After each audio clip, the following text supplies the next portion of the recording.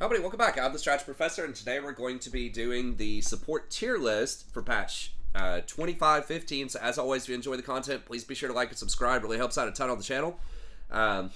If you like this, be sure to check out the rest of the content as well. I am going to start doing more tier lists. I know I've kind of fallen off the wagon with that for a while, but I'm going to try to get back on it. Then we're still streaming most nights around 11:30 p.m. midnight, and usually go until about 1 or 1:30. We'll see if I can keep up that schedule. When school starts, I might have to start a bit earlier. Stay tuned, more on that. And if I can get some time, I'll see if I can do some updated guides, especially for Rakan, since I play him all the time, and maybe some of the other, kind of top tier supports. But without further ado, let's go ahead and get in here. Here's what the list is going to look like. Just give you a quick snapshot. I know there's going to be some controversial pieces in there, as usual with any tier list. But let's start with the patch notes just really quick. I don't think there's a ton here that's going to change a lot.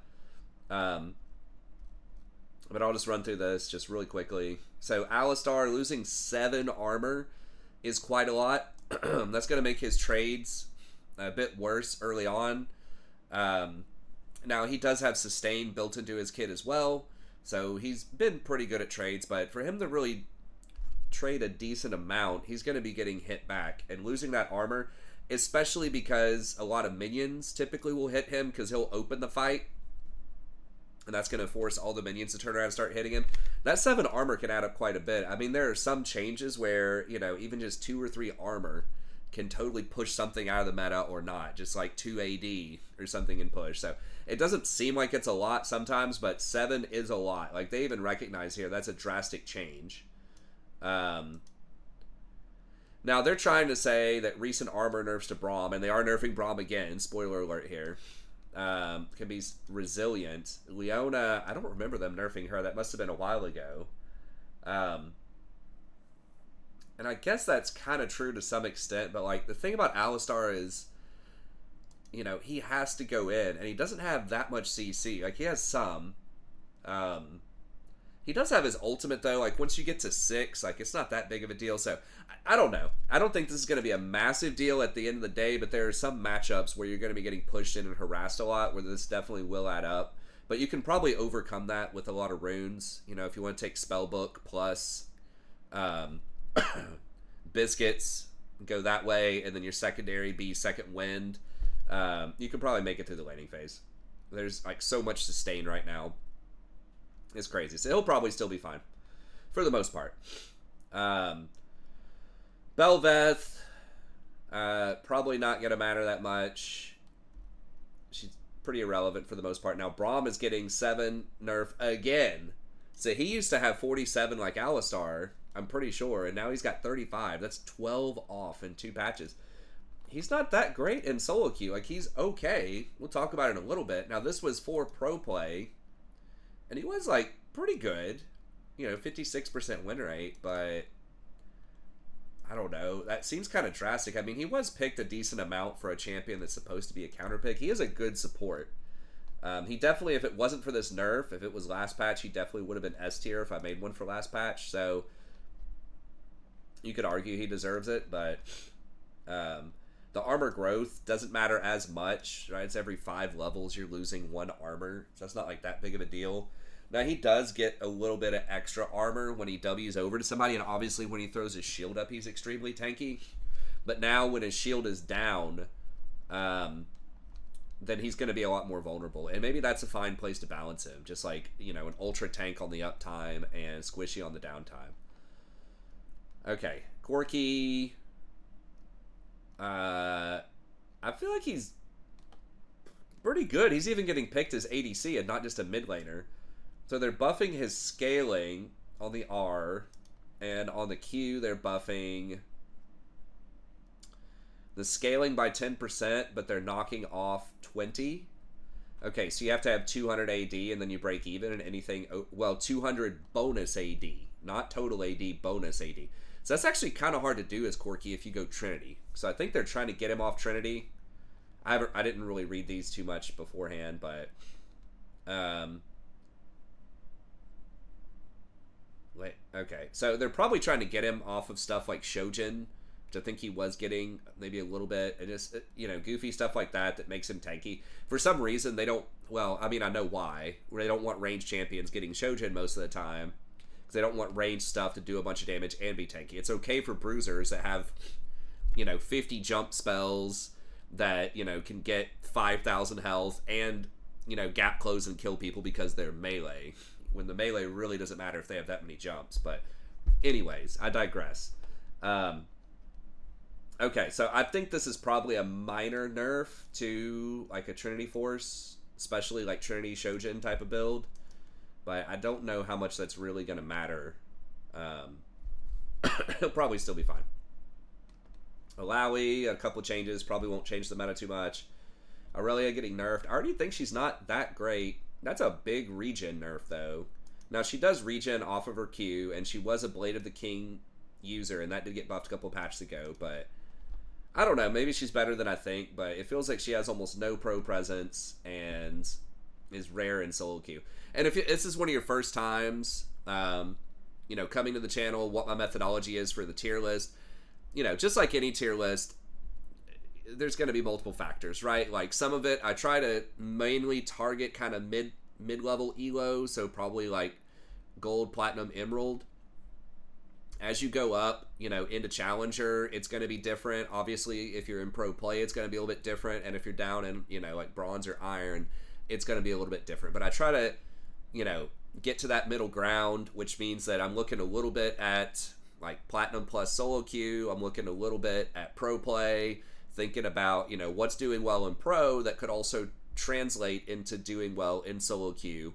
What are the statistics in solo queue? But sometimes there are some things that are stronger than they seem for various reasons that I usually explain in the tier list, why I rank something a little bit higher. So why I have Rakan higher, even though he's probably only like a 50% win rate or something in solo queue. So it's just kind of a balance. And I mean, obviously it's going to be some of my own personal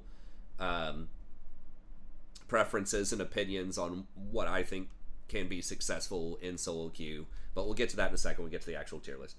Okay, Master Yi. Sorry, I got a cold. I don't remember if I said that earlier on, but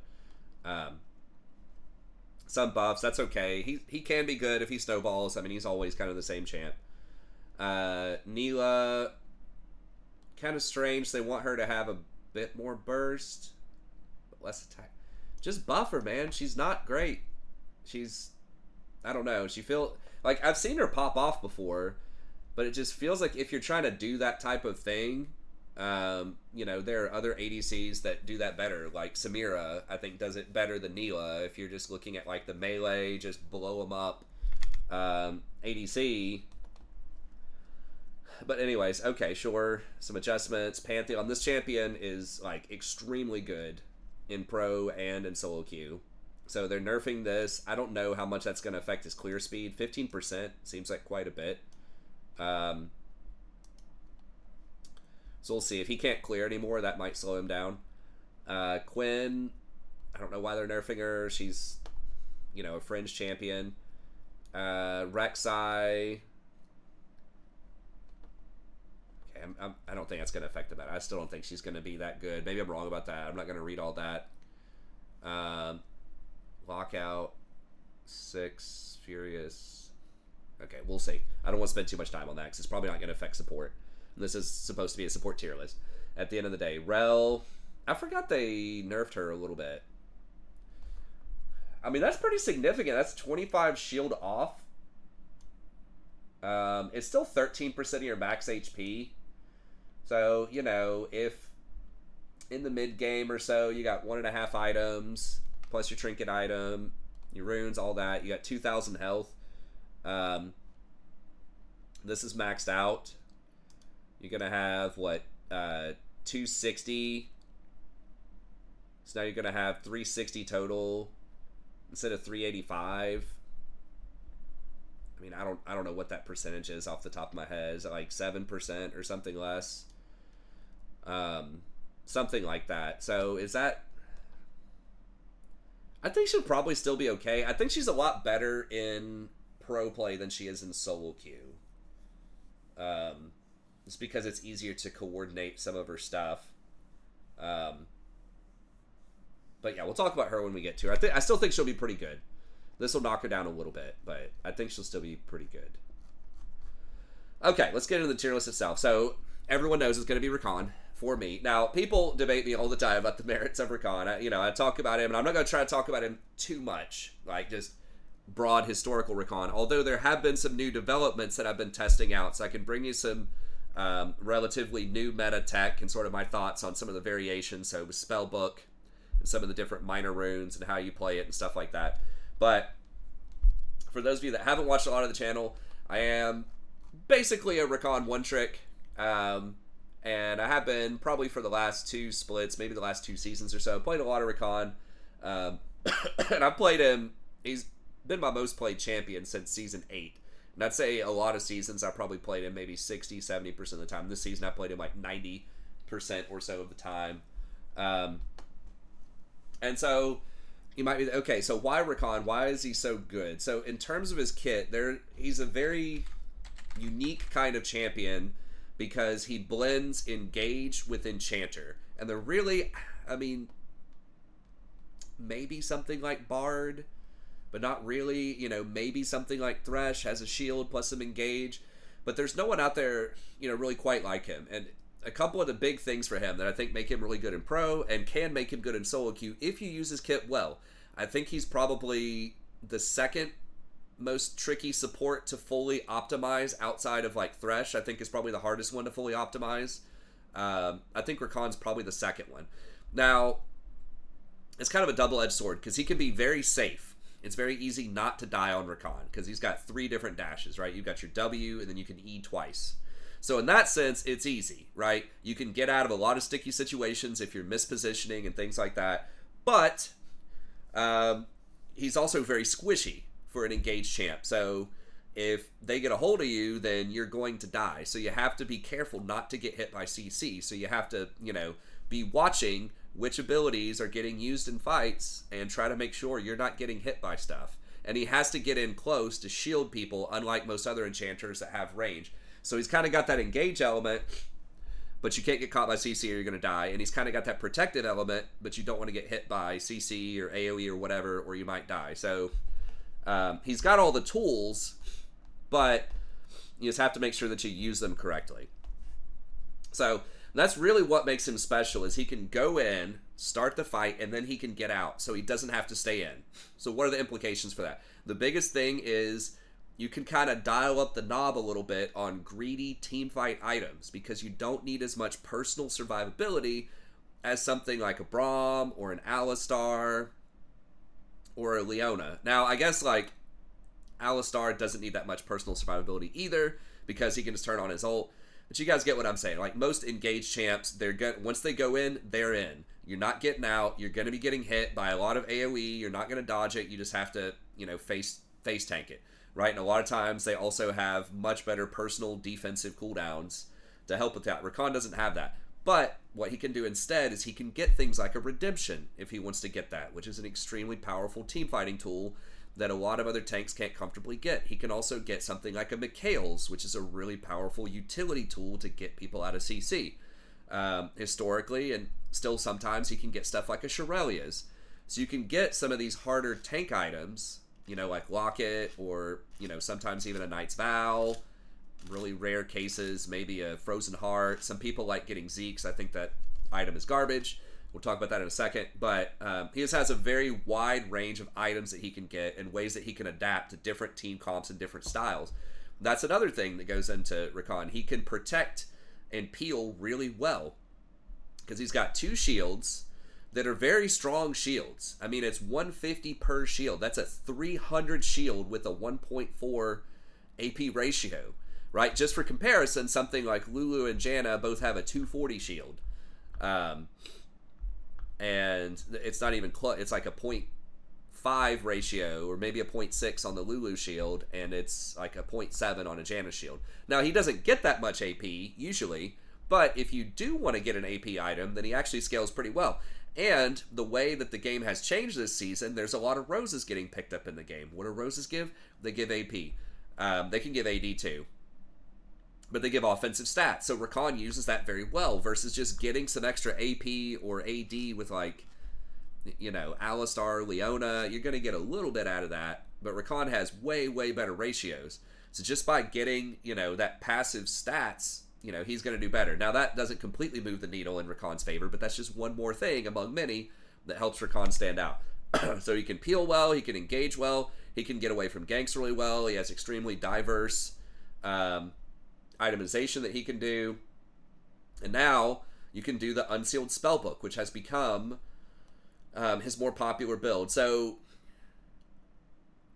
they changed this, so now it starts at a 4-minute cooldown. It used to be like a 5 or a 6-minute cooldown. It was a lot higher on the cooldown, but now it's 4 minutes, and then every time you swap it goes down by 25 seconds. So that means that you get all of these extra summoner spells, and the summoner spells are extremely powerful. Obviously, Ignite just got buffed, so that's, you know, going to be doing like 300 plus true damage a lot of times whenever you get those. You've got Exhaust, which can completely turn fights if you exhaust somebody who's trying to run in and do especially a lot of AoE damage, your cannons, your fiddlesticks, stuff like that.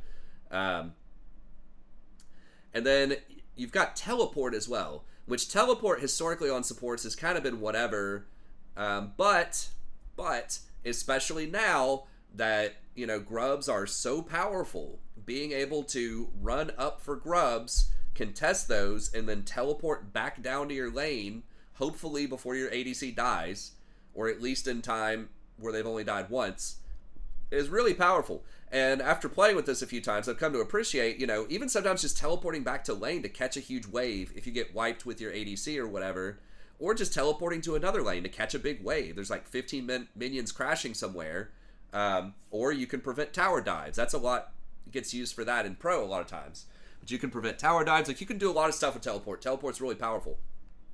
So that's really good. And even something like Ghost is not the greatest in the world, but it's still like pretty good with Rakan, right? His movement speed in fights just allows you to get more people with your ult, show up to fights faster. It can make a bit of a difference. And then, you know, you've got Barrier, Cleanse, and Smite is really good too. If your jungler uses Smite and they don't have it, you can also coordinate. It's harder to do that in solo queue. That's what makes this way better in pro, is coordinating the double Smite. Sometimes a triple Smite if you have someone else on your team taking Spellbook, but coordinating a really big Smite to make sure that you're very likely to win any kind of contested objective is nice. But yeah, being able to get Smite a little bit less powerful in sort of mid-level solo queue, but still good. So yeah, anything that can run this, I think this is, you know, the support rune right now after playing with this. It's really, really powerful. So it's mostly engage supports, but a lot of them are going to be much squishier if they don't take Aftershock, right? If you try to run this instead of Aftershock on like a Leona or like an Alistar, you're going to be a lot squishier. Alistar does get his ult eventually, but you're going to be a lot squishier without the Aftershock early on. So it's really those champs that were running Guardian. So it's like Braum, Rakan, and Tomkin. She doesn't get played a lot, but occasionally those are champs that could be really, really good with Spellbook because they didn't really utilize, you know, stuff like Aftershock so well. So that's another thing I think that makes Rakan even better, is I think he's probably the best Spellbook user because you don't need the survivability. Now, you do miss out on Guardian. Guardian does synergize pretty well with your kit because when you stack Guardian with your shields off of your E, plus Locket, plus Redemption, you know, all of that stuff together, plus Summoner Heal, it makes it really hard for people to burst you out. So you do lose a little bit of that, but Guardian was nerfed unless you're getting a lot of AP. I think it was nerfed, like the HP scaling on it was minorly nerfed, like not a huge deal. But a lot of the green runes have kind of been nerfed a little bit over time, like Font and other things. So, Spellbook is good. I was a little skeptical about Magical Footwear because you need, like, traditionally you really want that movement speed from Rakan early, but you can take the minor movement speed rune, which a lot of pros were doing, and I wasn't sure about that because you're giving up either scaling health or flat AP to get that as a minor rune. But pros are doing it. It basically gives you 7 extra movement speed at level 1, and that does help offset, like, not being able to buy the boots early. And saving that extra 300 gold is really handy for just completing your locket faster and just being ready to go in these team fights, because there's way more objectives in team fights than ever before. You've got the dragons, but now you've also got Grub. You've also got Rift Herald. You've got Atticon. You still got Baron. There's just team fights everywhere. And Rakan is one of the kings of team fights as well, because he has a good kit for it, first of all, but he's also one of the very few champions in the game that can really comfortably run Locket plus Redemption.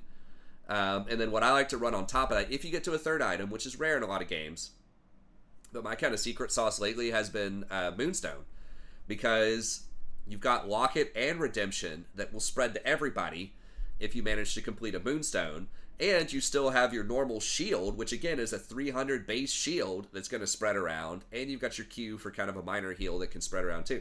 So he actually does really well with Moonstone as well. But most games, it's going to be Locket, Redemption.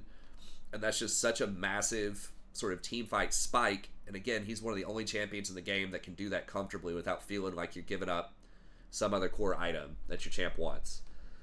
So that just helps you get to that faster, which is really important when there's so many team fights going on. And then you've got your biscuits. This is not a massive deal on Rakan. It can be really, really good for solo laners. You know, we've seen lots of broken examples where someone will have like a Doran shield plus second wind plus biscuits and just live through something ridiculous in top lane and pro play. But it's still pretty good. Gives you some nice sustain. And ultimately will give you 90 health, which is pretty handy. I mean, that's like 250 something, between 250 and 300 gold worth of health. So that's really helpful. And then Cosmic Insight's always been great. You get more summoner spell haste, and you get some more item haste. So more sweepers, and the item haste is very good if you're going for those activatables. You get the Locket, Redemption. Those are going to be up more often too. So overall, really good tree there. Now, you are giving up some of the green tree. And this is where the real question comes in, and pros are kind of split on this, and I've kind of tried to see, like, what are the situations where they do different things, and I haven't fully been able to comprehend that yet. But the secondaries you can go are either the red tree or the green tree. In the red tree, and this is what I started off doing, and this is what most people are still doing, I think, in solo queue. Grizzly Mementos, I think, is the best one. It looks like a lot of people don't get that. A lot of people like Deep Ward. Deep Ward's pretty good. The only one I absolutely would not get is Sixth Sense. I just think that's just totally garbage. The cooldown is just way too long. It doesn't even allow you to clear the ward until you get to level 11. And a lot of times you're just going to walk up to somewhere you know is likely to be warded anyways. You're going to sweep it, and then Sixth Sense finds it. And it's like, okay, thanks. Now I get to wait another, 4 minutes for that. So yeah, Sixth Sense is bad. Grizzly Mementos, I think, is pretty good, especially in yellow queue where there's a lot of deaths going on. You can get up to whatever that number is, 108 ability haste on your trinket. So you're just sweeping and clearing out all the wards. So it's pretty handy. And then Deep Ward gives you an extra health. That is kind of nice for fighting over wards and like the enemy tri-bush and things like that. So it can be helpful. It's okay, but I think just having more like sweepers and being able to actually clear out the wards more efficiently later on in the game is probably better. But the main reason you would go red tree is for ulti hunter. So you get 6 ability haste for your ultimate right away, and then you can get up to 25 more. So you can get up to a total of 31.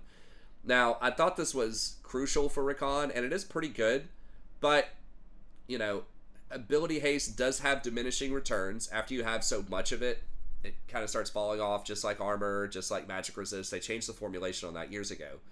So, and I know some people mathematically are going to say, well, it doesn't fall off every, every point is another percentage and such.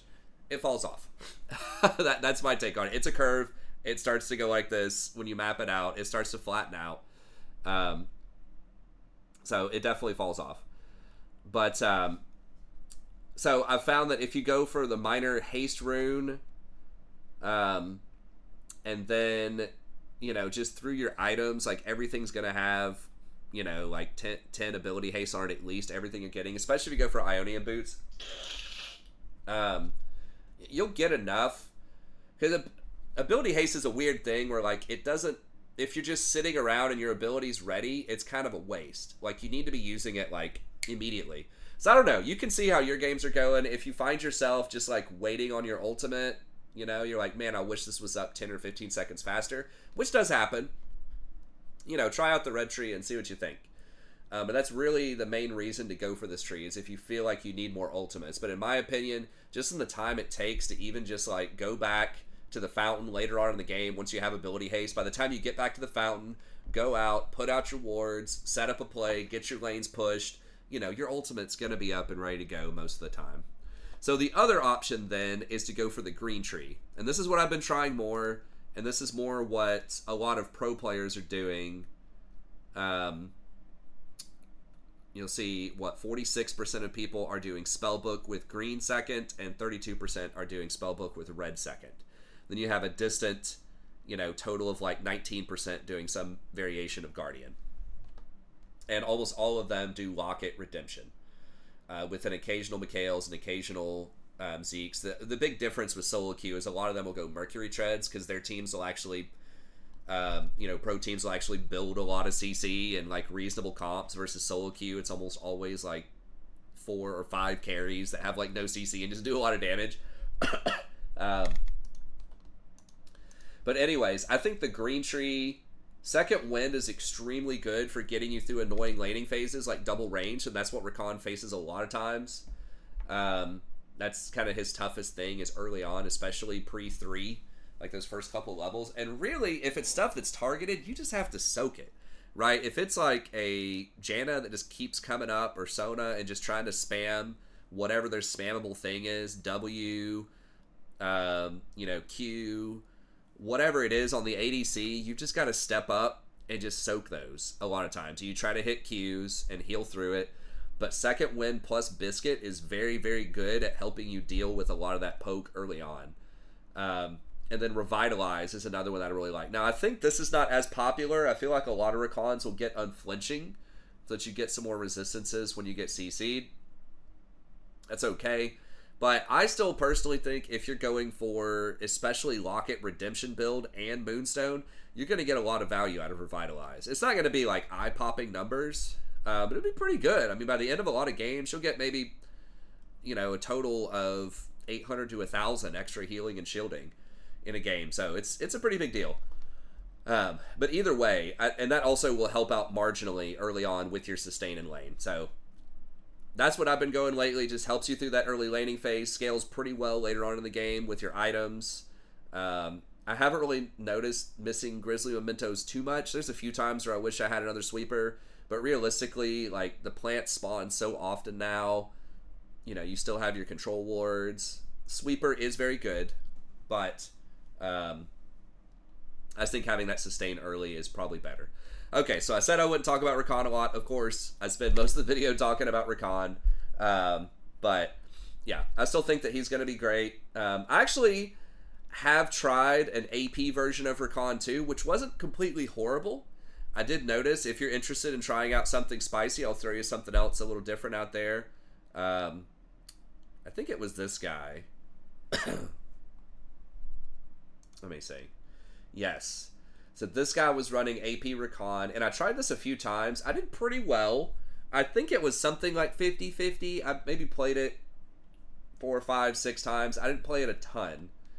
But the thought process here, you get a lot of single target damage. Rakan has surprisingly, like, sort of high damage, especially for an enchanter and an engaged champ.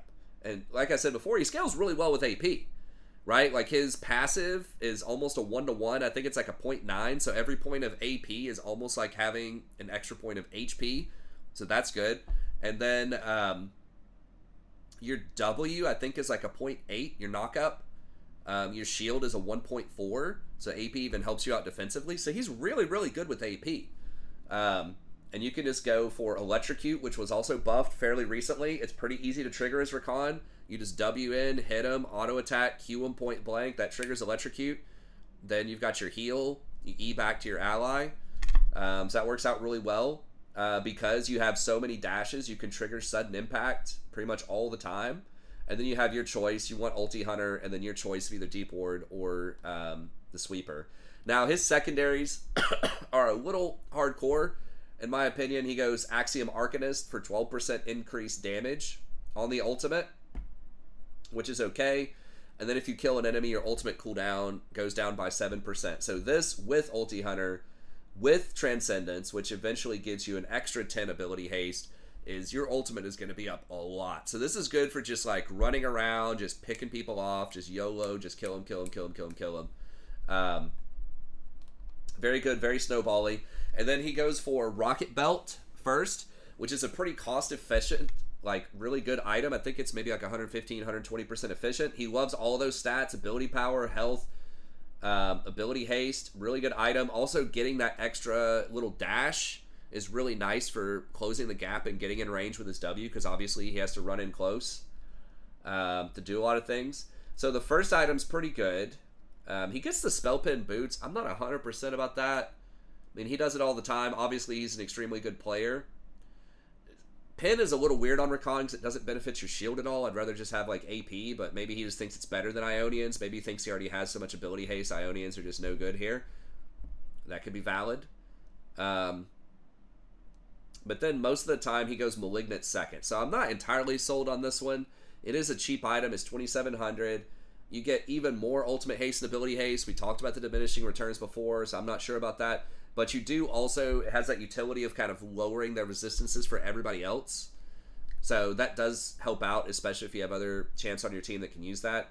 Other alternatives, Morello is pretty decent. It's reasonably cost efficient. I think it's like 100 and something, 115% efficient.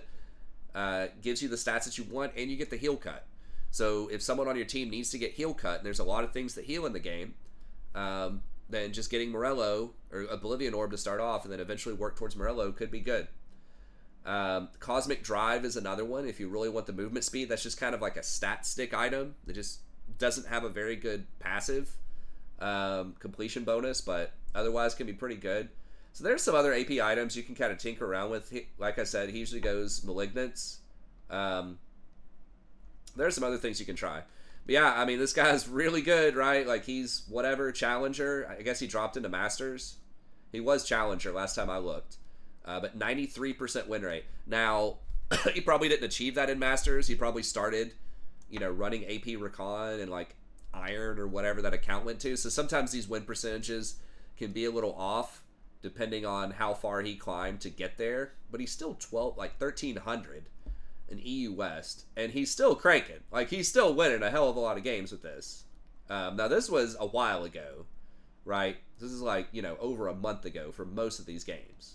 So, there's a little asterisk there, but if you want to try something extra spicy, that's something. I had, like, okay success with it.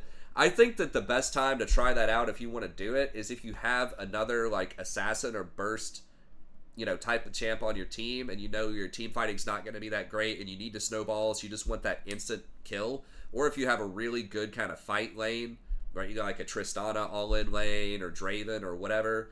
That might be the time to try it out. If you really need to snowball and just get that single target damage, that can be good. Or if they have like very low threats, they just have like one champ on their team that's going to be a big problem, and you need that champ to die immediately, that you're just going to lose long fights. If that champ stays up, like a Master Yi or something like that, then it could be a decent option too. But I still think going kind of this new spell book with green secondaries, Locket Redemption, and then if you get to a third item, try out Moonstone. I've liked it. It's worked for me.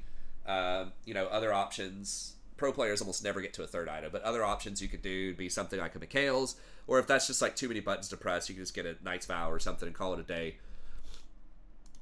But anyways, Rakan, very strong. Okay, let's get to the other champs on this list, and we'll go through them much, much faster. But I just wanted to give kind of my new thoughts on Rakan. Obviously, that's who I play the most. That's who I think about the most. So, and there's actually some new stuff this time to talk about. So if you're a Rakan enthusiast, I think it's an exciting time to try some stuff out. But, okay, Lulu. I would still put Lulu up near the top. I did play a Lulu game yesterday. I wasn't as enchanted, pun intended, as I am with Rakan, but she's still really, really strong. She doesn't have the highest win rate for an enchanter, but my god, is she annoying. I've played against her a couple of times. I think my win rate is like okay. It's probably like 50-50, but man, she's just so risky to let the enemy team have. I actually ban her a lot, and she's the most banned enchanter by a lot. Almost the most banned support, period. Pyke is a little bit more. Mel and Shaco and LeBlanc are not primarily supports. So yeah, I mean, you could say she's probably the second most banned support. But she's just so dangerous to let on the enemy team because if somebody gets ahead, now the worst case scenario is an ADC that scales really hard off of attack speed gets ahead, right? So that's like a Jinx or Kog'Maw, Twitch, stuff like that is going to be really annoying.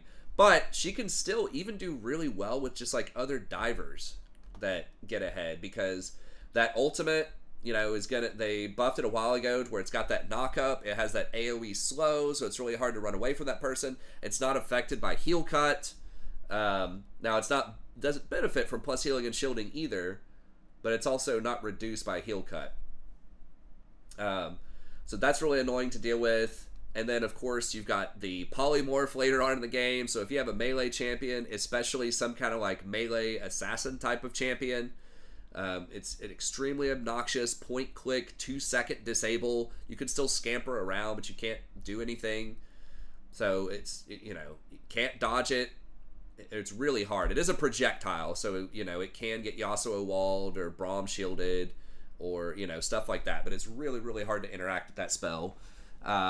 And then she's still got, you know, a good shield, which not only, like, has a good shield portion to it, the 250 or 240 or whatever, but it also gives them picks, her passive, which is, you know, in the mid-game going to be an extra, like, 80 on attack damage. So, again, if there's something that attacks really quickly, then it's going to be doing an extra 80 per pop. And she almost always gets Ardent Sensor as well, which is going to give extra attack speed and extra on-hit damage. So, you know, she probably amps up, I want to say, the most in the game. Like, she probably has the most steroids in the game for an ADC. I mean, it's 80 extra on attack, and with Whimsy, it can give out that, if you want to, an extra 30% attack speed on top of that, which is good. Now, you do have to choose Polymorph or Whimsy. You can't do both. That's one of the few, like, kind of tricky decisions you have to do with Lulu. But man, is she good. And even if the shield breaks, they still get the extra on attack damage for like 6 seconds. So unlike Janna's shield, where if you break a Janna shield, they lose the bonus AD, that's not true with Lulu.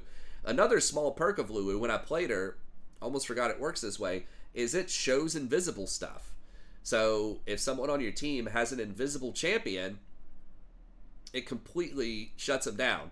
So against the Shaco, we were against the Shaco. I put an E on him with picks, and he tried to do his little Shaco thing and like dash away and be cute. Well, we saw exactly where he was because of picks, and we just killed him, right? So she kind of like low-key, you know, counters stuff like Shaco, Vayne tumbles, Kaisa tumbles, Kha'Zix invisibility, you know, just really anything that's trying to go invisible, she's going to be able to see it. Even stuff that's not seen by control wards, she still sees it with this ability. So, if they run in a bush or something, she sees it. So, very, very strong champion. Like I said, you almost always want Ardent Sensor early on, just because typically you're picking her with an ADC that's going to scale really hard, or some other auto attacker. And then after that, I think I saw a lot of people going Moonstone on her, which at first I really didn't understand, because her ultimate, again, isn't a heal, so you don't get any benefit off of Moonstone with the ult, and like her shield is okay, but it's not great.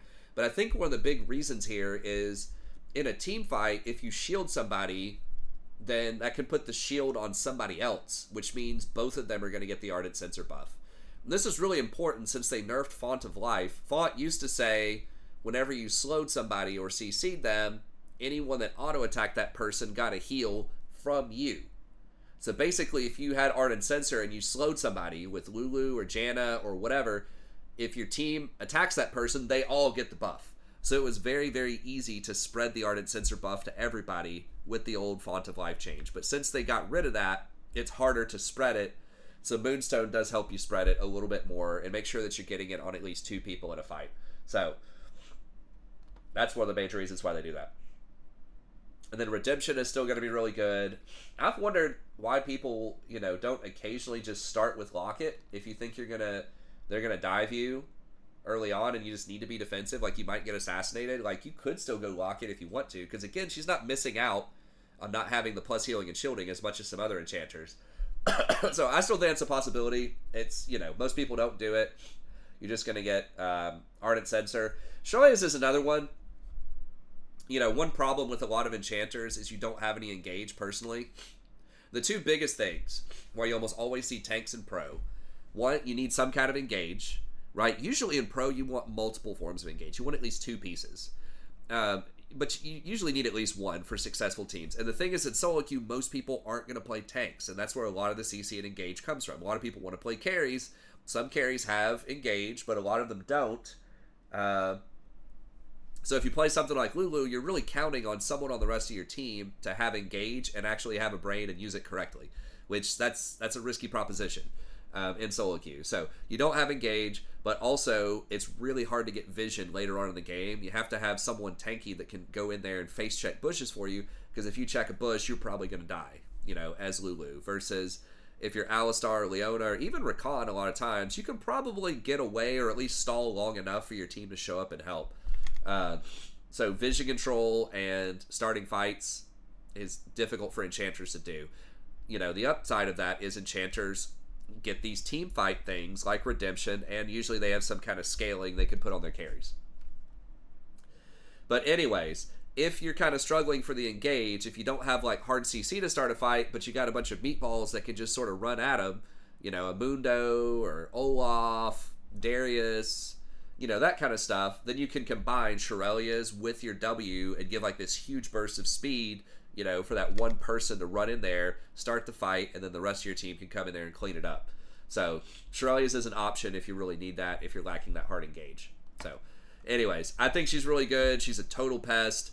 And there are a lot of very dangerous combinations with her right now. She's one of the few enchanters that actually gets played in pro occasionally. I don't think her win rate was phenomenal.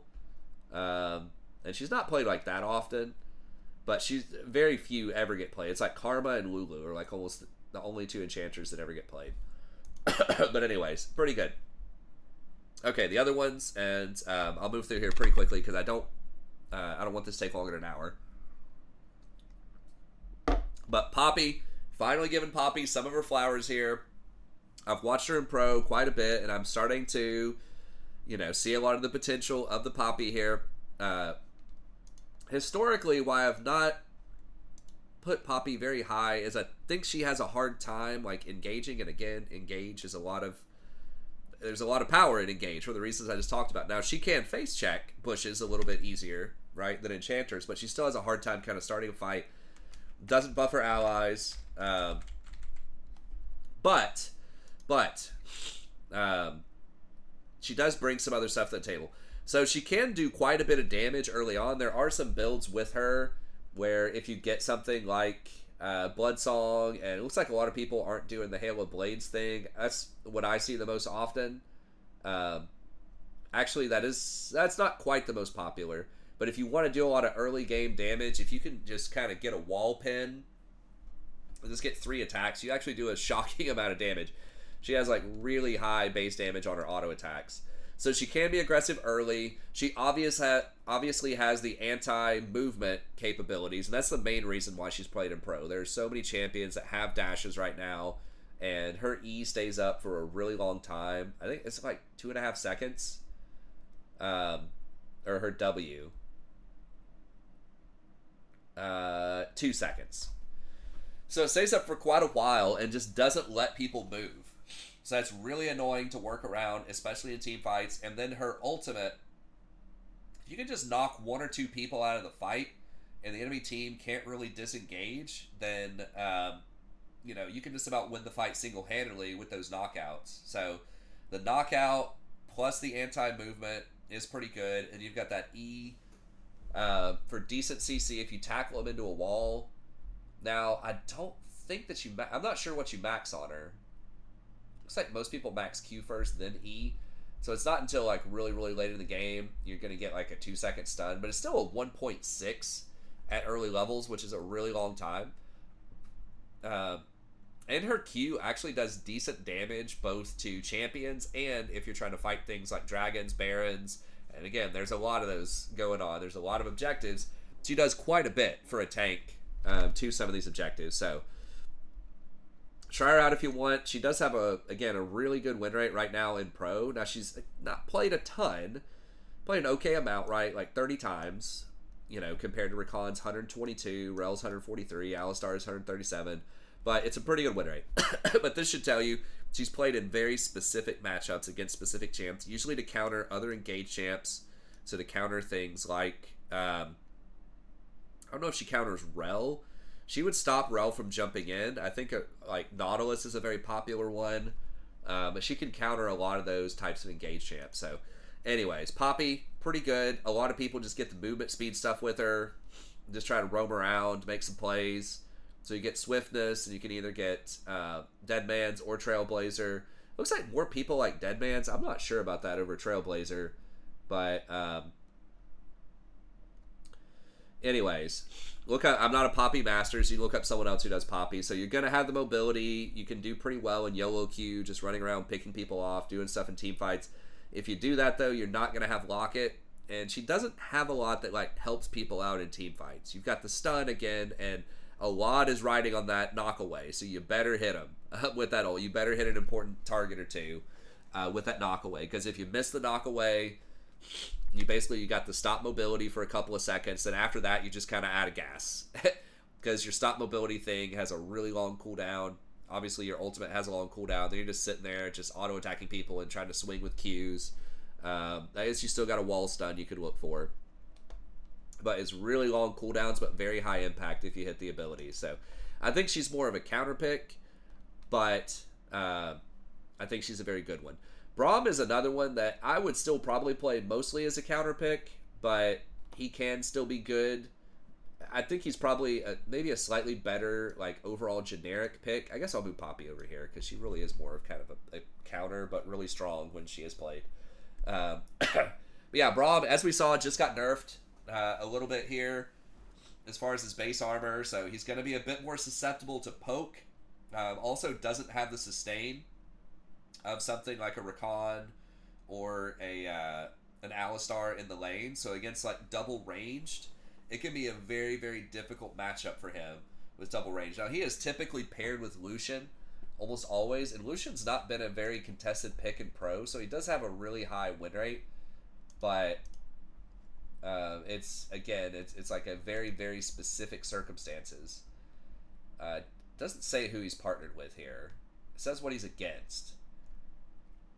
So, obviously you want to pair him against engaged champs, which is what almost everybody plays in solo queue anyways. Now, Rakan is supposed to be pretty good into him, though.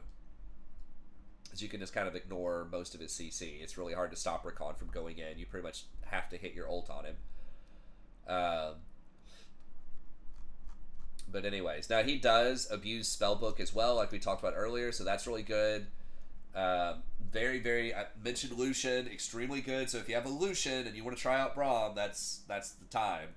Because Lucian gets those so many auto attacks with his passive, that's really handy. And obviously the shield blocks very specific things that can be really game breaking, like you could block an Ornn ult, Misfortune ult, just anything that's not a laser that's going to go through. So it does not block Vel'Koz, does not block Lux. So some of those things that don't have a projectile, he's not going to block those. But the other stuff, he's going to block. So, he's good at just like peeling back, protecting, very good at early skirmishes. He has a hard time engaging though. Like, yes, you do have an ultimate. If you hit that ult, it's kind of slow moving for an engage, but if you do hit it, or if you hit the Q and then follow it up with the ult, like, yes, he can start a fight. But you're really picking him mostly, I think, just to stand back and defend. Now, he has pretty good mobility for a tank as well, so if you're kind of getting caught out, especially if you have someone else on your team who's mobile that has a dash, then he can dash to them with his W, so that is helpful. It's not a free dash, though, so you can't jump over walls like someone like a Rakan or a Pyke or whatever. So it is a little bit more tricky to ward, but he is very durable historically. So we'll see how much this armor, like I said, it's 12 armor off. That's a lot of missing armor. So you'll still have your W, you'll still have your shield, but man, you're going to be a lot squishier when that stuff is down. But yes, I still think he'll be pretty good in the right circumstances. Sona is one that I kind of just have here as sort of a nod to solo queue. I mean, she seems like no pro play, but especially the lower down you go in solo queue, it's particularly if you just don't enjoy playing engaged champs, or you just kind of want to chill a little bit more and not have to stress out about making the right call on the engages. You just want to kind of hang back, just buff people up, just have a more relaxed experience. Sona can be good for that. So she has pretty good poke in lane. Her sustain is not great. It's okay in lane. If both people are poking and you're standing next to your person and they try to trade back on you and use your W to both heal you and your ally and use the shield portion of the W to soak up some incoming damage, then it's pretty efficient. But if you're just using that W to try to heal one person, it's very, very mana inefficient early on. But she does have a stacking mechanic where she gets extra, I think it's like ultimate haste. Her ult is actually pretty good in team fights. It is a lot of CC, but that's really the only like reliable good CC that she has. She does have a slow on her pink shot, which is okay, but usually I think in fights you probably want to be going for the green shot, which is like a little mini exhaust on their carry. But yeah, you just kind of sit back, just spam abilities, do damage. She outputs a lot of damage and a lot of healing in team fights later on, especially when you start getting stuff like Moonstone and just spreading around the shields and the heals. Like, it's a lot. So you can pair her together with other poke champions like a Caitlyn or just anything that's going to get dominance early on in the lane, and just keep spamming your Q, stacking up your passive, poking with Scorch plus Airy. Now, again, there's a lot of sustain in the game right now, so your mileage may vary with the poke. But yeah, especially if they're not playing some kind of hard engaged champ, then she's one of the queens of just kind of chilling in lane and spamming spells. So it looks like, yeah, I guess a lot of people are going Echoes, which is pretty good on her too. Moonstone is incredibly powerful on her as well. They both have about the same win rate. You can decide if you need Archangels. I think historically, especially once tier got lowered to 350 gold instead of like the 700 or 800 it used to be, she is a very good tier user. So getting an early back for a tier, she's one of the few champs in the game that is really, really hungry for mana if you're spamming her abilities. So tier is a good idea on her. Even though everything you're going to buy is going to be more mana regen, she's extremely hungry for mana. Now the good news is you're going to be able to stack this really easily by just spamming your Q, because now it says landing abilities. I don't know if that's on allies or enemies. I'm assuming that's probably enemies only. But either way, your tier is going to be stacked up really quickly. So you just kind of decide when you want to build Archangels or not. You can just sit on tier 2 if you don't want to build an Archangels. But once you get it complete, it's pretty good. Very, very efficient item and gives you a nice little bit of survivability there. So she's good. She's very squishy. But again, if you just want to chill and just have a really outsized impact in team fights, basically if they don't kill you and the fight goes for like, 7, 8, 9, 10 seconds, you're probably going to win. If you get off like 2 or 3 rotations of W just to heal and shield everybody, especially again something like a Moonstone, you're going to win the fight. They're not going to be able to go through that. They have to have a lot of burst. So she gets even better if you have bruisers or tanks or just other things that can just stay up in fights. She's going to make those things like unkillable. So if you got, like Mundo, Scion, Cho'Gath, all that kind of stuff, she's going to help out a ton there. Okay.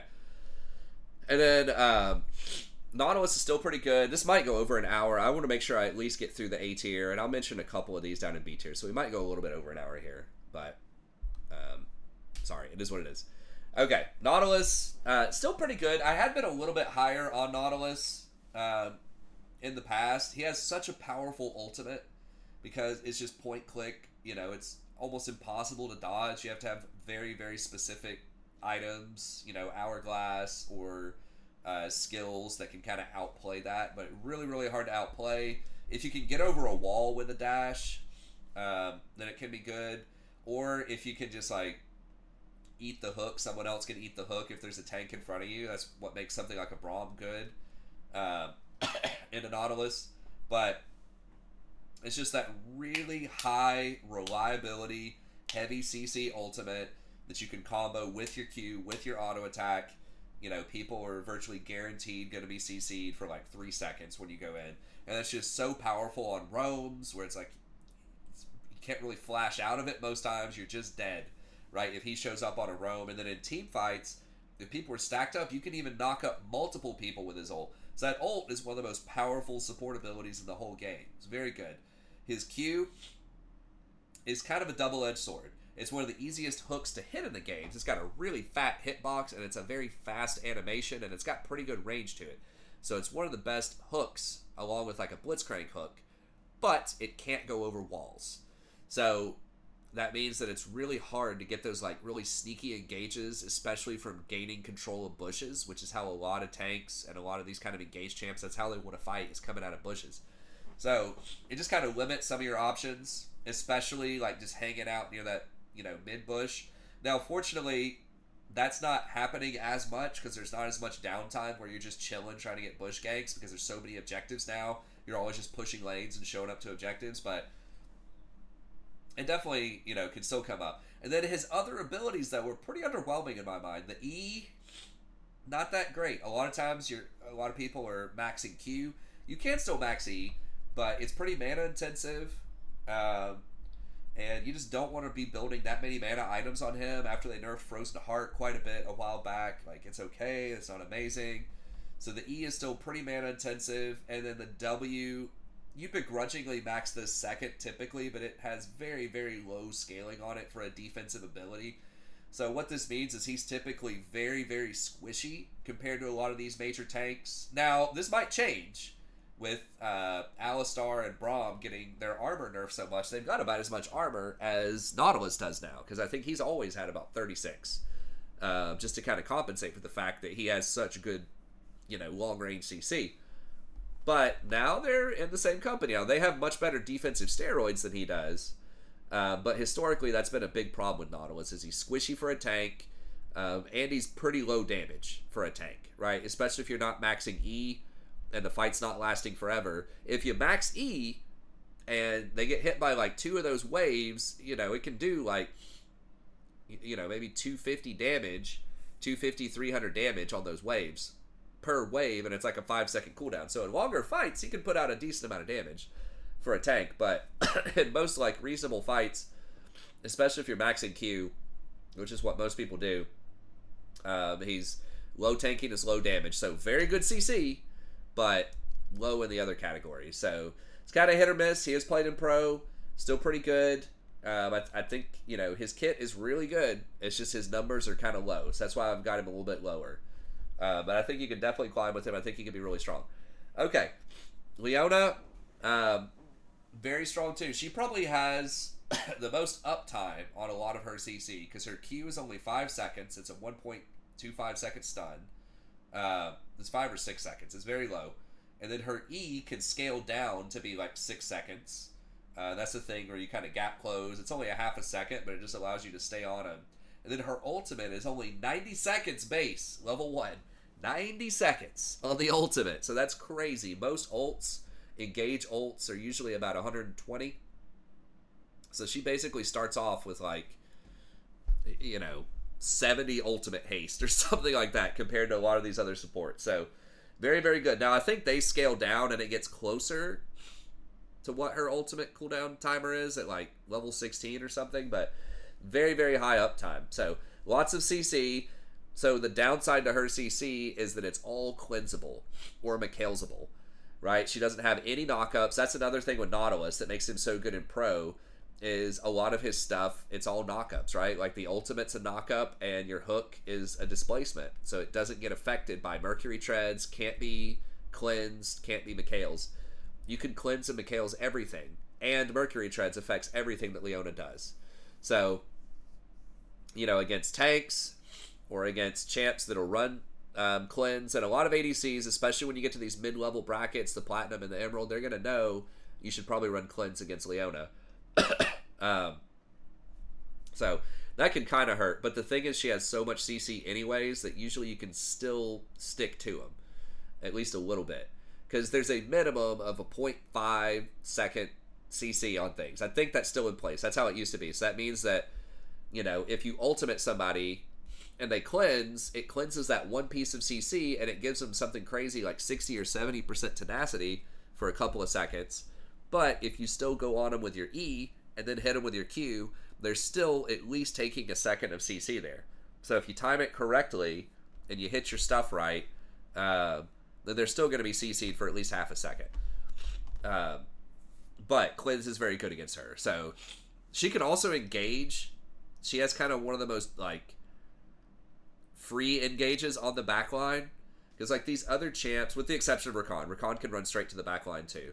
But like your Nautilus, your Blitzcrank. Did I not put Blitzcrank up here? Oh, there he is. Yeah. Like, you have to have a clear thresh. You have to have a clear line to, you know, the ADC or the mage or whatever on the back line. Leona can just jump through everybody. Nobody can body block anything that she's doing. So if there's a tank standing in front, you can still get on the back line. Now, Braum can still throw up his shield and stop everyone else from following up, but you can at least get there if you need to shut that person up or, you know, just buy some time. She can do that. And she's very tanky. Especially after these nerfs to Braum and Alistar, she's going to be one of the tankiest, if not the tankiest, you know, mainstream support that you can get. I guess Alistar with his ult's going to be tankier.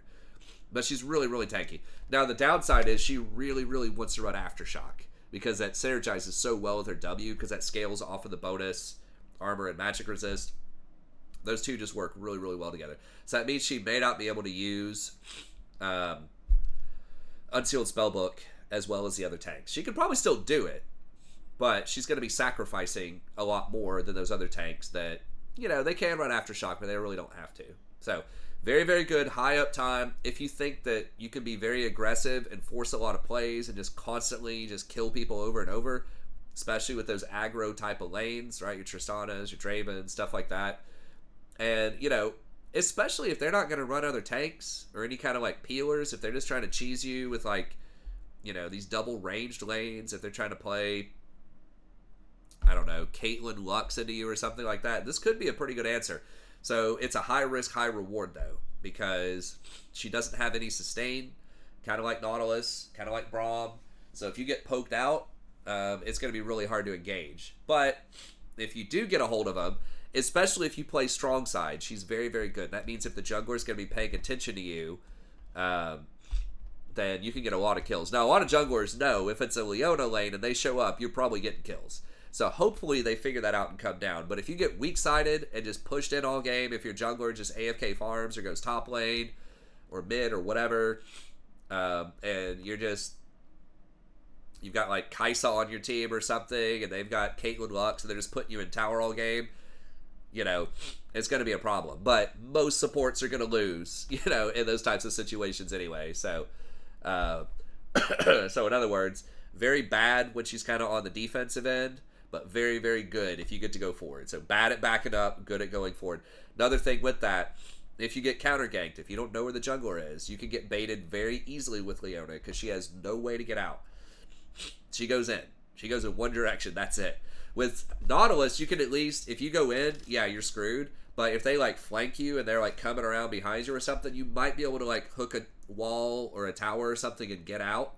With Leona, you're not getting out most of the time. So, she's just, like, a much, much more damage, tankier, more aggressive, but, you know, less versatile champion than something like a Nautilus. Sorry, I know this cold is annoying. I'm almost done. I tried to blow my nose and do everything I could before I made the video. So, as little as possible, but I know it's still there. Then we've got Bard. Now, Bard is kind of an interesting one. He's been getting played in Pro quite a bit, and I'll be honest with you, I don't fully understand why people like picking Bard over some of these other champs. I would have to study it a lot more, because I always thought, like, I could see why he's good in solo queue, because you could, you know, roam around and kind of make plays with him. So, it's totally possible that Bard does belong in S tier. I don't know what his win rate is in solo queue. He has a very, very good win rate in pro, though. What was it, like 74%? With pretty good pick rate. You know, like 40, 43. So again, not like, you know, your usual suspects here. The Rel, Rakan, Alistar, Braum. Those are like all the most picked ones. But, like, it's still respectable. So that makes me think maybe he's more of like a counter pick.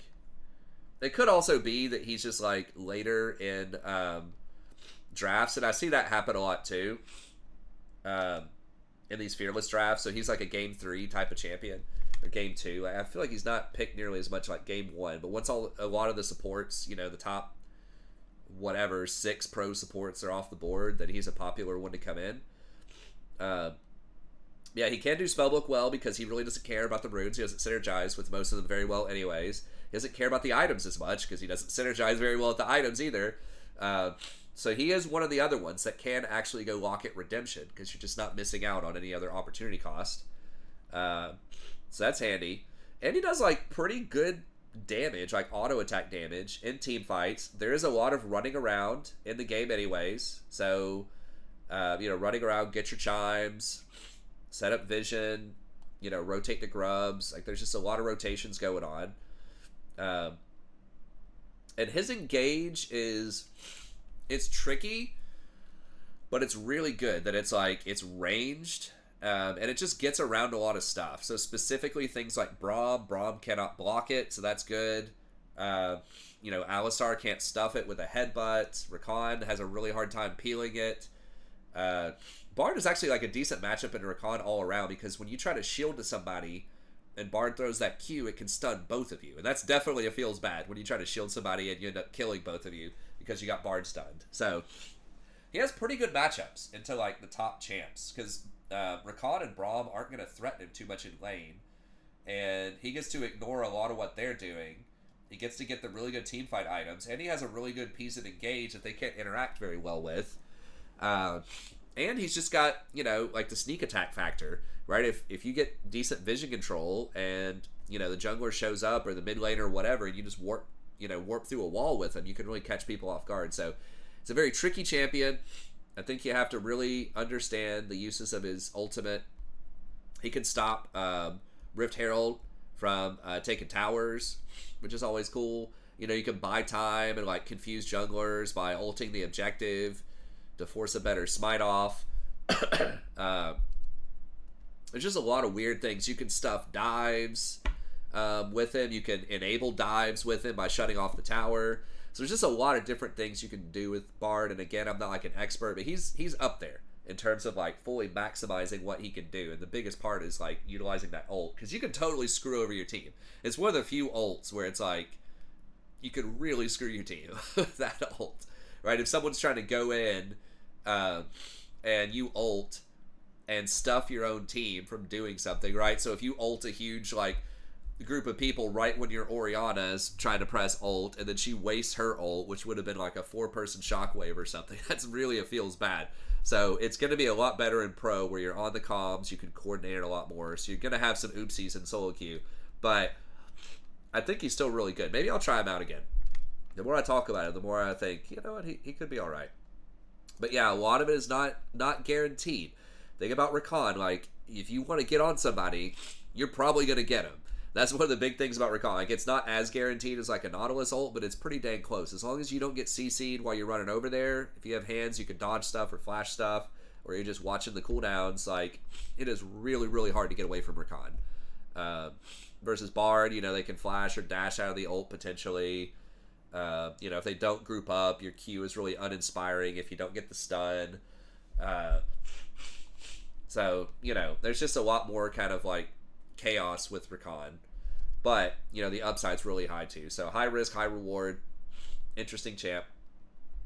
And then we've got Rel. Kind of the end of the tier 2 here, because we already talked about Poppy. She did get nerfed, or she got nerfed on this patch a little bit. I think she may have been nerfed a couple of patches ago. She did have a really high win rate. She still has a pretty high presence in pro play. She's okay. Like, my reservation about Rel is she's relatively close range. I think the range on her Q, she does have a pretty high win rate for an engage in solo queue. It doesn't say the range here, but I feel like it's pretty low. It's like 600 or 650, so it's about like an Alistar headbutt.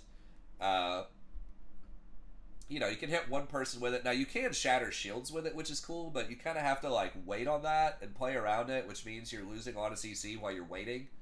Your W is kind of hard to hit naked. You can do it out of brush if you want to.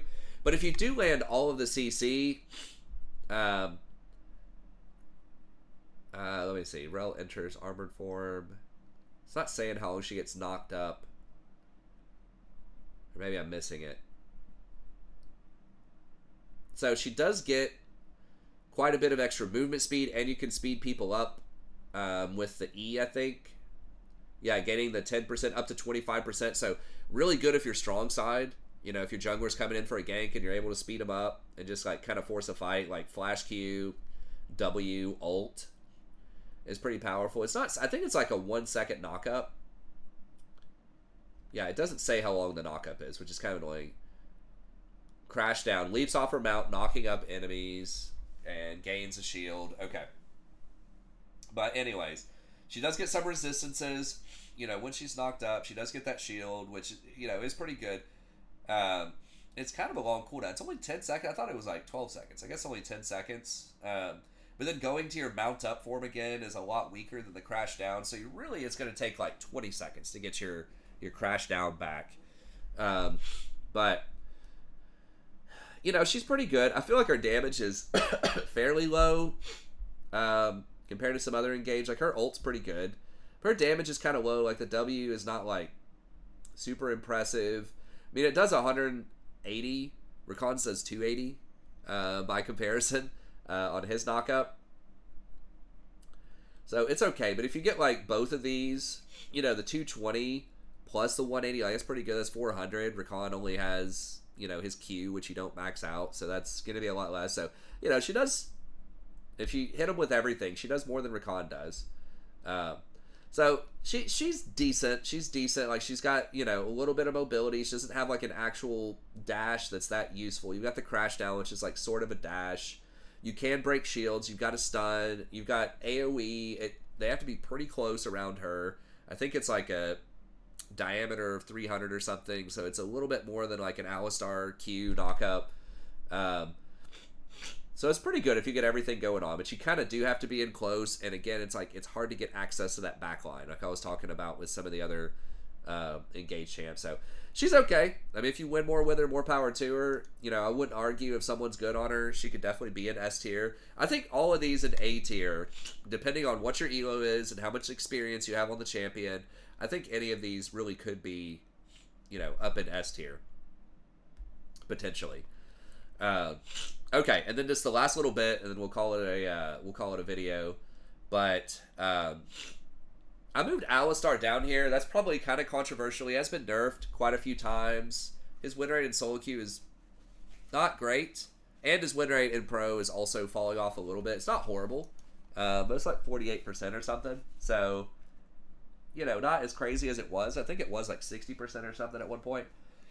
But he's good. Alistar's big thing that he does better than pretty much anybody else is diving. So very early diving, especially in pro, is extremely powerful, right? When you've got 2 or 3 people that are going in the dive, and Alistar, can just pop ult and soak like 6 tower shots or something, no problem. That's going to be really imbalanced in pro play. It's going to be very, very good. So that's what he does in pro. In solo queue, you can coordinate that. Again, you're going to want to be on the strong side. He's not going to be very good on weak side if you're getting pushed in all game. But and because he has low range, then because he's only got 600 range on the headbutt, then it's really hard to even engage on the stuff like the Luxes and the Lux Caitlyn lanes, the Jhin Nami lanes, the you see what I'm saying, like the Seraphine Jinx lanes, all these like double range things. It's gonna be hard. Like, you can flash in and try to start something, but it's a lot harder than if you were playing something with a hook, right? Like a Nautilus, Leona, Blitz, Thresh, Pike, all that kind of stuff. Now, he does have sustain for you and your allies, so that's pretty nice. and it's guaranteed. You don't have to hit Qs like you do with Rakan, so you just get a nice little heal in there. So that's good.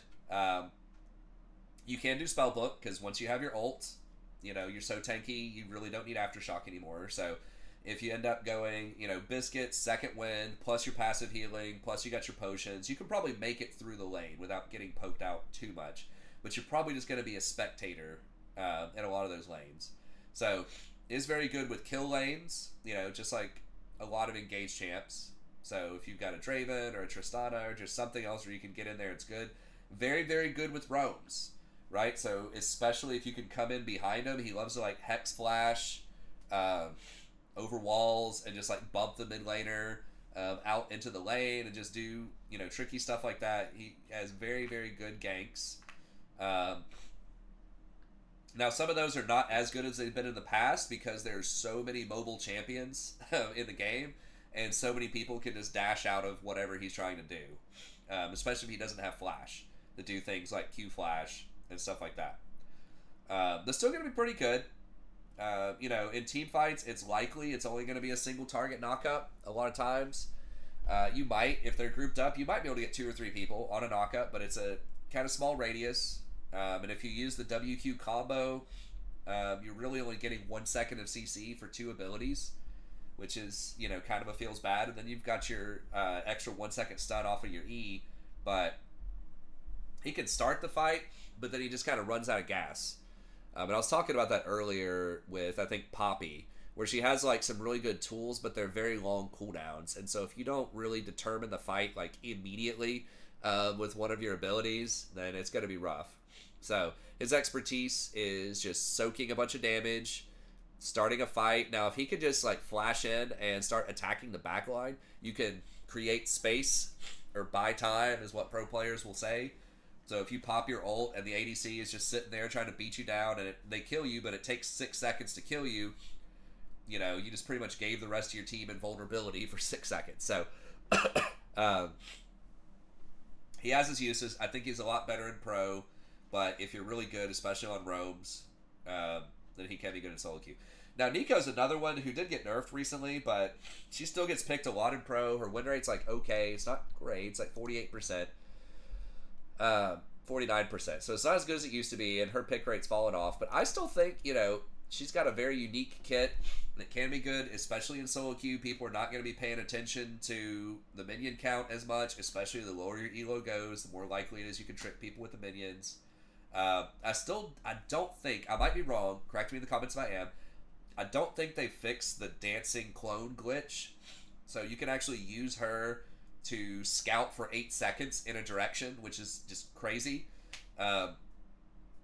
So, she basically gets to check bushes for free, and that's one of the big problems. You remember me saying that about enchanters. It's the same thing with most AP supports. They have a really hard time establishing vision control because it's too scary to check bushes. You're just going to get one shot most of the time. But Nico can actually check those bushes pretty well, and she can sit in that bush with the clone for like 8 seconds. So it's, really, really good scouting. And then, of course, her ultimate is a very big radius. Like, that is an engage ultimate if you hit that thing. It's got to be like 1,000 diameter or something. It's mad. It's like a boo-boo sized engage. It might even be bigger than a boo-boo's. It is a very fat engage. So if you get a nice engage with her, it is highly likely you're going to hit 3+ people. And then she has a lot of CC too. If you hit multiple people with her E, I think it's like a 3-second root or something. Maybe they nerfed it down to 2 seconds, but it is forever if she hits you with an empowered E. It may not show us the numbers. I don't think it showed us the number earlier. Yeah, literally 3 seconds. So if you can hit multiple targets with that, like, that's the dream, obviously. I mean, it's even 1.5 just to hit it naked, which is still pretty good, but 3 seconds is nuts. So, somehow you're able to land your ult and you get 2 or 3 people and they're kind of in a line, and then you can position and hit like all 3 of them with the E. That's crazy value. So 2 really, really good abilities. Her damage on this is kind of nuts too. So it does 2 extra blooms. I think it hits for like 50%. It ends up doing like 500 damage. off of a basic ability on her Q. So really, really high base damage, high amount of base CC. Obviously, she's going to be very squishy, but she does have really good scouting and just kind of trickery you can do with your W, with your passive. Probably a pretty fun, if you want an AP champ that can do damage, but also has a lot of CC and has the ability to sort of check bushes, you know, try her out. She's kind of been the new hotness if you haven't been following the pro scene. She's been on there for a while. Usually you get Proto Belt so that you can, you know, position better with your ultimate. But I have been seeing more people get Frozen Heart. I'm not entirely sure about the tech on this. I guess it just makes you a little tankier. Just gives you a bit more versatility in team fights. I'm not sure why that gets picked over something like Locket. If you're just wanting better team fight prowess. I mean, obviously Zhonya's is good for personal survival, but sort of like we were talking about with Poppy and Alistar, I mean, the fight needs to end in 3 seconds or less whenever you come in, because you're just going to be out of gas once you pop your abilities. It's pretty long cooldowns on those things. So anyways, Nico, kind of the flavor of the last few months. Really strong, kind of new age support. That's pretty good. And then, dang, I guess it's going to be an hour 30. It's going to be a really long, classic TSP video here. But I haven't done one in a while, so we'll do a little bit more. Blitzcrank, pretty straightforward. He is what he always is. You know, he's a very good engaged champ. You know, mostly picked as a counter to immobile, squishy champions, which there's a lot of them. So if you want to punish those Caitlyn Lux lanes, I think Blitzcrank might be one of your best chances to do that. Now, he is extremely one-dimensional. He's probably the most one-dimensional support out there. You hit the hook, and you completely dominate the game. You miss the hook, and you're completely worthless most of the time. Like, his entire kit is predicated on you hitting that hook, right? Otherwise, he's just sitting there basically trying to melee people for really, you know, subpar effects. So, but that hook is devastating. It is really big. I think they increased their range a while back on it or something. Like, it's a very, very far range. I think it's like 1,400, and the hitbox is huge on it too. So yeah, massive hitbox, does a ton of damage if you hit it.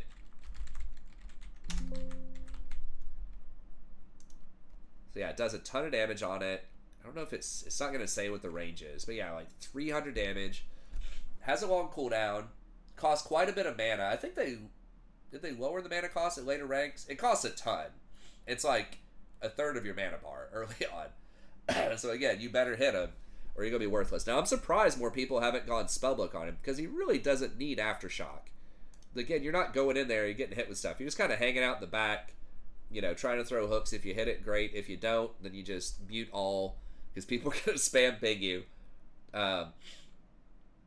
Okay, it's pretty close to Aftershock. I would run Spellbook on him just because, again, you don't really need the Aftershock rune. Spellbook is extremely strong. And then I would probably just run Locket Redemption. I don't know what people are doing on him. People are doing Locket. People aren't doing Redemption. I mean, you have no healing or shielding, but... I mean, you do have shielding, I guess, with your passive activating. But really, like, why not? You don't need the items. You might as well just get the most useful things you can get. Now, you can do movement speed stuff, too. You can just opt into just, like, fully being degenerate and just running around the map, right? With, like, Trailblazer, Shirelias, that type of stuff. But, yeah, I mean, he just kind of punishes those immobile champs. So he's going to be terrible against high mobility, like, not good against things like Rakan, Ezreal, stuff like that. But, again, if it's, like, a Jhin, Lux, Lane, Caitlyn, Seraphine, you know, all that kind of stuff, and you just want to hard dominate, he can be a good counter to that. Now, Seraphine's another one that, like, can be okay. She's got pretty good wave clear, has a really powerful ultimate from very long range that can serve as a piece of CC, but, you know, really is best as follow-up. If you hit your E and you land the root, and then you follow it up with the ult, it's like 3 seconds of CC. Kind of like Leona, all of these are stuns, so they are affected by Mercury Treads. They can be cleansed, so that is kind of a little bit of a downer, but really good.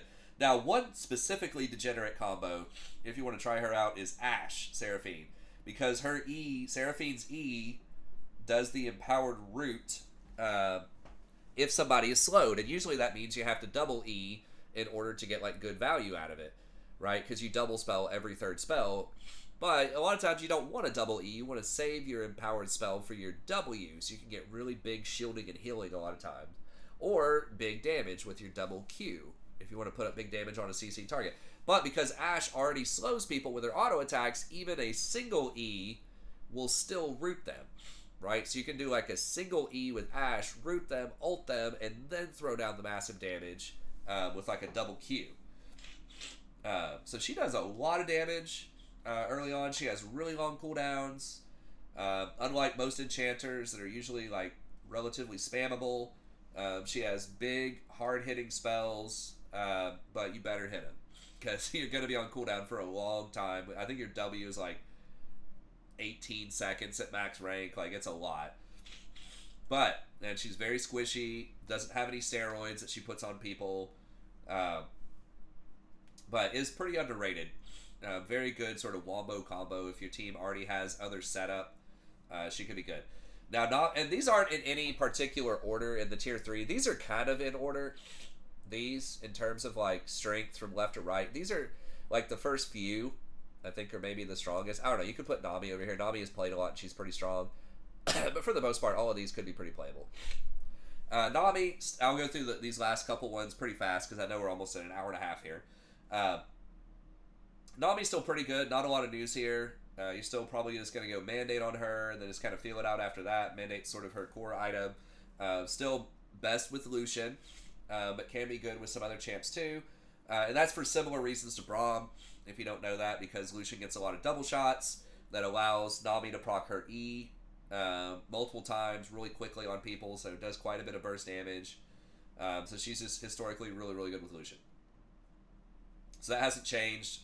If you hit bubbles in lane, she can be like a pretty good kill enchanter. There aren't that many enchanters that have hard CC like that on a normal ability. She's got a 1.5 second stun on the bubble. I believe it's classified as a stun, so I think it's cleansable, even though it does kind of knock them up too. I'd have to double check that. I guess I can just look here real quick since I brought it up. But that's pretty good. It's kind of hard to land, especially against champs that have a lot of dashes. But it's pretty good. It has okay range. It's like 900 range. It's pretty good. Yeah, it's a stun. So they do like lift up in the air, but it still is affected by Mercury Treads and Cleanse. So her W is a nice point click ability as well. With okay range, it's like 700. So she's okay. Like her ultimate doesn't have a ton of CC on it. It does a very small knock up. It has quite a bit of range, but it's very slow moving, so it's pretty easy for people to dodge. But yeah, still really good in certain matchups. If you kind of want a blend of some enchanter stuff, early game, kind of lane domination and some potential kill pressure for an enchanter, the Nami's pretty good. Janna's still like okay. She's probably one of the most defensive enchanters where you just kind of hang back and peel most of the time. You can spam W with her in lane. I think they've nerfed that quite a bit over the years. But her Tornado is still very disruptive if you time that right on movement. It's a lot harder to make like perfect use of that than it is on something like Poppy, where you just turn it on and it just works on anyone that moves. You have to sort of anticipate and time it correctly with the Tornado and have the right angle. But it can be very useful. Your ultimate's also a nice pushback. She does provide some steroids on AD champions. I think she still gives them 35 or 40 AD. It used to be like 50. But still pretty good buff. Now, if the shield breaks, and it's a decaying shield, if it breaks, then they lose the AD. So she's been nerfed a lot over the time. I think she's the most nerf support of all time. I might be mistaken about that, but I think like years ago, like season 9 or something, she was the most nerf support of all time. Like has received the most number of nerfs. But she's still okay. Lux, very good with specific kind of poke kill lanes. So Caitlyn is the big one. If you land your Lux bind, it's 2 seconds at level 1, which is extremely obnoxious. That's my worst matchup in solo queue is Lux. Like, it sounds so bronze to say that, but it is so hard with Rakan on the Lux because sort of like what I was talking about with Bard, if you try to go shield and protect somebody when a Lux Q is flying in, it can stun both of you, and then you're both probably going to get blown up. So, really obnoxious. She can throw that Q through minions sometimes. You can't block it as the support. And she has a lot of damage early. Now, she does fall off really hard late. She doesn't have any percentage damage or true damage or anything like that, like Brand or Zyra with the plants or with the Brand burn. But if you snowball with her, she can be very, very good. And especially with something like a Caitlyn that can pair her traps with that bind, or Jin who can, do his W with that bind and combine CCU for like 4 seconds or something. They can both shoot at you from really long range, both Jin and Caitlyn. So if you get that kind of matchup, she can be very, very dominating. And she harasses really well under tower, like really long range on the E. So she can just harass with her Q, or harass with the E, just fish for Qs. She has a little bit of a shield, which has been nerfed over time. It's okay. But you're mostly just picking her for this hard push, lane dominance, and kill pressure in the early game. And she can actually scout bushes reasonably well later on in the game with your E. I still think you fall off really hard later, but at least you can look at the bushes with your E and not die. So that is another nice little perk of her. Thresh is still okay. Pretty good. Just kind of disruptor. He can go in. He can stay back and peel. He has a hard time accessing the back line. His damage is okay early on. His biggest thing is he is so squishy. If you try to play him engage early, he's even squishier than Nautilus. He has no defensive steroids. Always got his lantern for a little dinky shield early. And he has really low base armor for a tank because he gets tanks per soul. And even the scaling is not that great unless you get every soul, right? But if you're getting pressured early on, especially if you're getting pushed in and you just can't collect all of those souls, that's bad. And if you have to rotate all the time, which there's a lot of rotations in the game now where you're trying to go up for grubs, you're trying to get vision down for all these objectives everywhere. That means there's less time in the lane. That means there's less souls that are going to be falling around you. So I don't have any hard data, but I think especially this season, I would imagine the average Thresh's soul count is probably down a little bit from seasons past. So he has to get 6 souls per level just to stay even with the armor scaling of most other tanks, because most other tanks are going to have 3 armor per level, and he gets half an armor per soul. So it seems like you can outscale other tanks, but that's only in the rosiest of scenarios. So super cool champion. I love Thresh.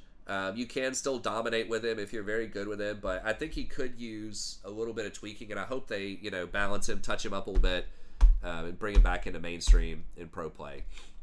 And I guess that's all I'll talk about here, because again, we're kind of at the time, so sorry it's been super long. Karma, I'll mention Karma because she's getting played a lot in pro.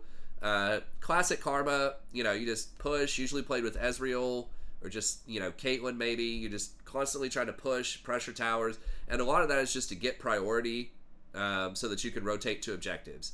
Also, a lot of times in pro, there's lane swaps, so you're just trying to push them into the tower and just get as much pressure on that tower and set up for potential dives. Now, she can't dive personally, but if you have a tanky jungler that can get in there and dive, and she can just throw shields on him a little bit, she's not going to be the best diver in the world, but she can push fast enough to get the minions in there and just allow a dive to happen. So she's okay. Very good early game champion. I think kind of falls off a bit later. Her empowered shielding is pretty good later on, but she just doesn't have a lot of reliable CC in the same way that some of these other champs do. So she's okay. And then Renata was played specifically with Kalista a lot at the mid-season invitational. I think she still had an okay win rate, even though Kalista was 0-10 or 0-11. She's just very good with early poke harass type champs, I think. So something like a Caitlyn. Again, I don't play Renata and I don't play against Renata a lot, but she has a very good AoE, disabling ultimate. If the enemy team has a lot of auto attackers, it can do a ton of damage to them as well. And then, of course, I think kind of her marquee thing is being able to resurrect people and bring them back to life. So a little bit more of a proactive, aggressive, Zillion ult type of thing as a basic ability is really powerful. She does have a hard time starting fight. She does have kind of a little hook, but it's lower in range and kind of a thinner hitbox. So she's okay. If you have someone on your team that's just really strong and you want to keep them empowered, almost kind of like Lulu, but you've got more AoE CC, a little bit of a better chance of starting a fight, but way less steroids. I think her empowering them does give attack speed, though, so I don't know. Maybe it's similar steroids.